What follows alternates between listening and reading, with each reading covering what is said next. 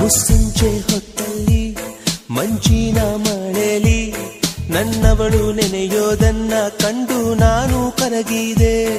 ಅವಳಂದ ಚಂದವ ಒಂದಾಗಿ ಸೇರಿಸಿ ನನ್ನೆದೆಯ ಗೂಡಲಿ ಗುಬ್ಬಿ ಹಾಗೆ ಬಚ್ಚಿಟ್ಟುಕೊಂಡೆ.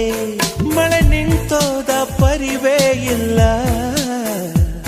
ಅಲ್ಲಿ ಏನಾಯ್ತೋ ಅರಿವೇ ಇಲ್ಲ. ಎಷ್ಟೋ ಮಾತುಗಳು ಎದೆಯಲ್ಲಿ ಉಕ್ಕಿ ಬಂತು, ಬಾಯಿ ತೆರೆದೆ ತುಟಿ ಮೇಲೆ ತೂಟಿ ಒತ್ತಿ ಹಾರಿ ಹೋದಳು.